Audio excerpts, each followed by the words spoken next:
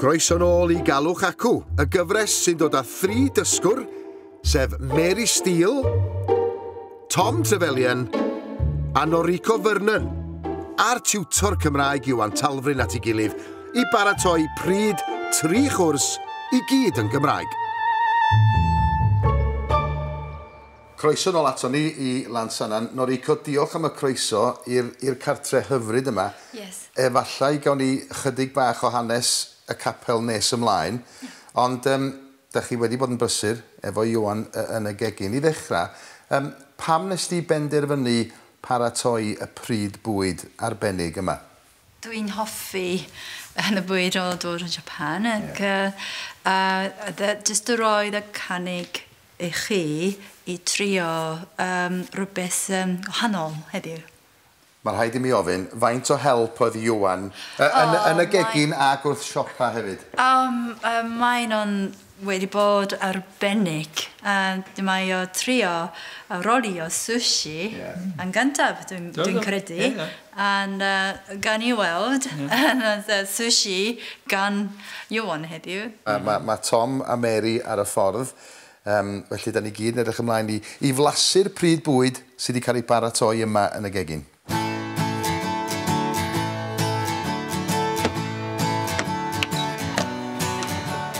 Croeso pawb I capel Hiraethog ac dwi'n hapus iawn I cyfarfod chi efo'n gilydd. A dyna tofu, y cwrs cyntaf, wneud o fresh, efo sibons ac sinsir. A dyna sos soia. Dwi'n gobeithio da chi'n hoffi tofu. Fawr iawn. Gwych iawn. Dyn ni fod y pobl Japan dweud itadakimasu cyn i'n bwyta. Unwaith eto? Fel bon appetit, yn Japan, dweud itadakimasu. Itadakimasu. Dozo. Noriko, mae'n rhaid I mi ofyn am y capel yma. Sut ddaru chi fel teulu ddarganfod dod o hyd i'r capel? Sut ddaru chi ddod o hyd i'r lle yma? Wel, o'n i'n byw yn Llundain ac yn cyfarfod, o'n i'n cyfarfod yn Richard. Richard dŵad o Ynys Môn o greiddio. Oedd yn teimlo hiraeth. Ac dyn ni penderfynu a ffindio lle yn byw yn Nghymru. Ond mae eisiau yn wir brynu capel neu hen asgol. Oeddwn ni'n gwirio haf ac yn Ynys Môn ac ar y ffordd sy'n adra da ni'n stopio ar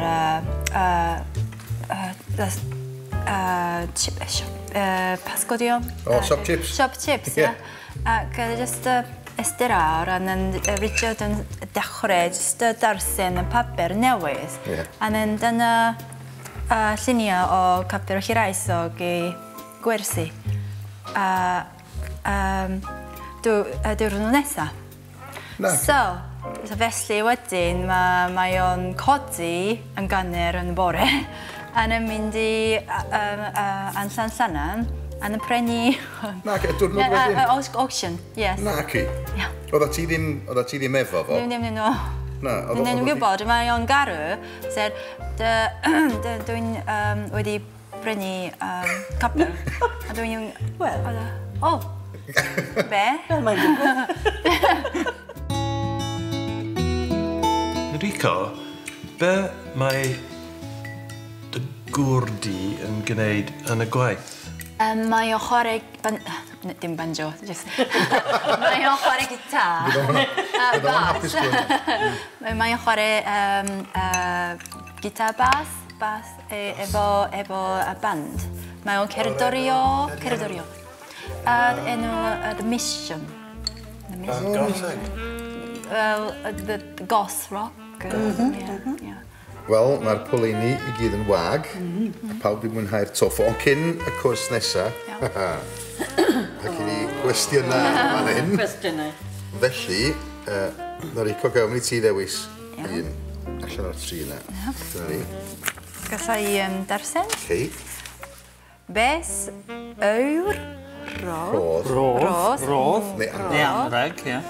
Mwyaf ryfedd rydach wedi derbyn. beth ydy'r rhodd neu anreg mwyaf rhyfedd neu od? Od. Cael galwad ffôn i ddweud dwi wedi prynu capel. Dyna fo. Dyna unwaith.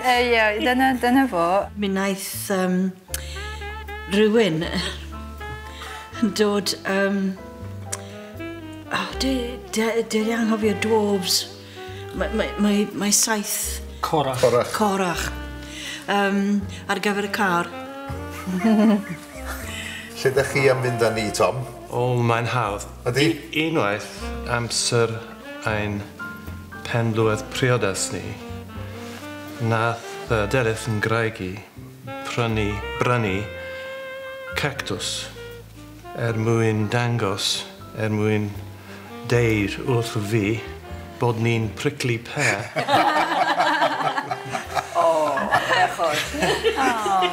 A mae'r cactus yn dal i fyw, dal yn fyw, ie. Dwi wedi blasu tofu o flaen, ond dim fel na, mi oedd yn blasus iawn. Ac mi oedd y cymysg o sinsir a shibuns a soy sauce oedd yn fendigedig. Wel, o'n i'm yn gwybod beth i'w disgwyl, achos bod tofu yn peth newydd i mi. Ac y sawl math o tofu, y sawl ffordd i'w coginio. Ond pan cyrraeddodd bloc o tofu o flaen yn lygad i, o'n i ddim yn meddwl sut i wyta fo. Ac roedd yn diddorol iawn yn cael gwers ar sut i wyta tofu efo chopsticks. Mae'n rhaid gweini tempura yn syth ar ôl i goginio. Felly mae Noriko'n mynd yn ôl i'r gegin i ffrio'r llysiau mewn cytew neu batter arbennig cyn i weini gyda'r sushi. Gai ofyn un peth? Pa rei oedd Ioan wedi rwlio? Dwi'n meddwl dyna Ioan. Reit, oce, iawn. Dwi eisiau Dwi eisiau blasu yr un mae Ioan wedi gwneud heddiw. Dim osgoi. Da, dim osgoi, na. Gai trio sushi wedi wneud Gan Ioan. Gawn ni barn yr arbenigrwydd. Da chi'n rhoi y dan yn y ceg? Neu torri y dan mewn danau? Just Plonk. plonk. Noriko, gai ofyn eto.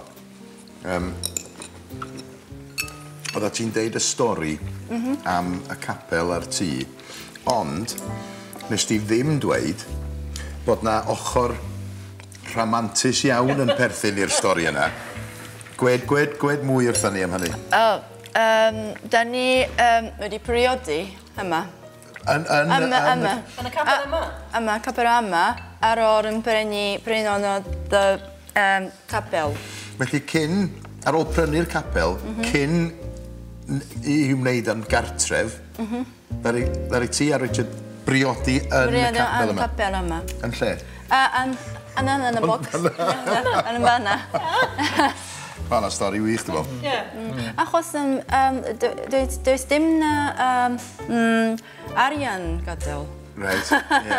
So, ac, wel, dyna lle, casglit yn teulu yn ffrindiau. Diwrnod yn neis yn hapus iawn.